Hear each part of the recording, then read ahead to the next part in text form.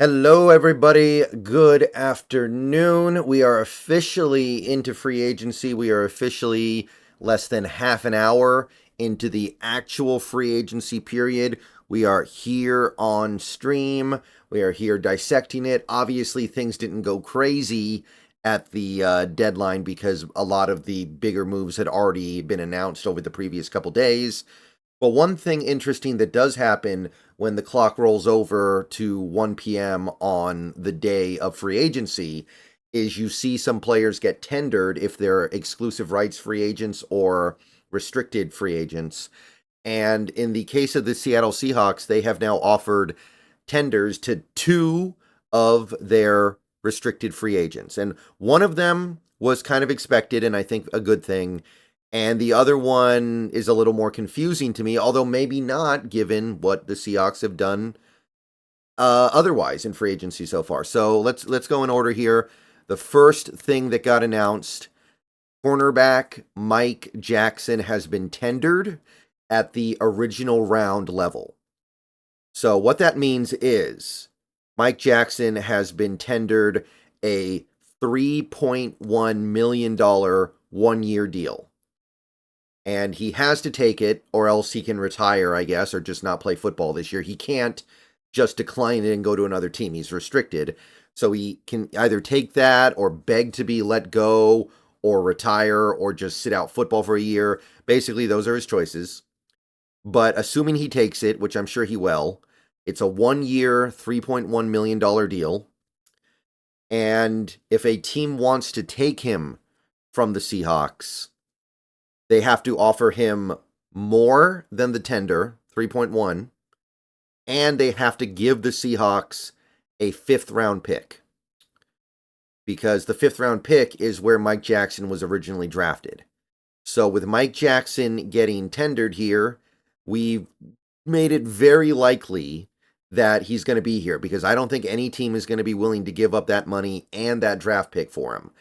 So Jackson comes back on a $3.1 million deal, which I think he's worth. I think he's a pretty decent player. Played fairly well last year in limited duty.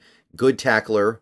Had moments in coverage. There's some good stuff and some bad stuff there. But I did say before the free agency started, I think we needed to bring back Jackson because of some uncertainty about Woolen's future.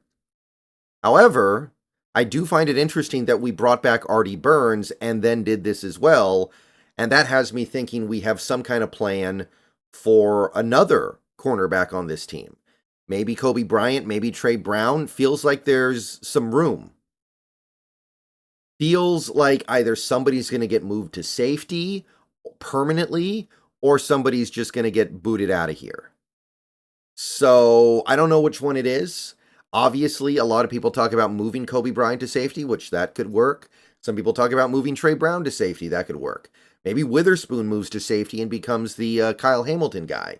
Maybe somebody's getting traded. But as I look at this cornerback room right now, I see Witherspoon and Woolen. I see Trey Brown, Kobe Bryant, and now I see Mike Jackson, Artie Burns. Feels like one of those guys needs to either move to safety or go to another team.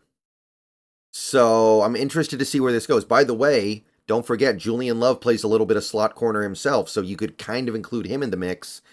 So I'm looking at an overabundance of corners, and I wonder what's going to happen here.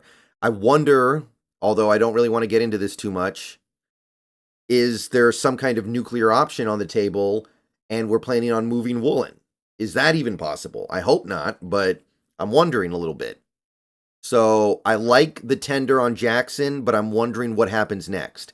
It is worth noting that you can lift a tender on a player at any point and you give them nothing. We could rescind the tag on Jackson or this other guy that we've tendered at any time and we owe them nothing. And that could happen. But as of right now, I suspect that Jackson's part of the plan because he got an amount of money that I assume is to be significantly more than what Artie Burns got, and I think he's a better and more exciting player than Artie Burns. The second player that we tendered right after Jackson was Jon Rhattigan. This one is a little more curious to me. This one is a little bit more confusing to me. Linebacker Jon Rhattigan tendered at the right of first refusal level, which is just under 3 million. Just a shade under 3 million. That one, we haven't seen much from Rhattigan to tell us whether or not he's worth 3 million. I look at that one and I kind of go, you can't get Jon Rhattigan level performance from a guy who gets the veteran minimum. You can't just get somebody in UDFA that can give you most of what Rhattigan gives you. He's been around a little bit while. He offers a little bit of special teams value, but I don't know if I see this one. This might be one that I wouldn't mind seeing lifted at some point if we can secure our linebacker spot, and maybe that's what this is.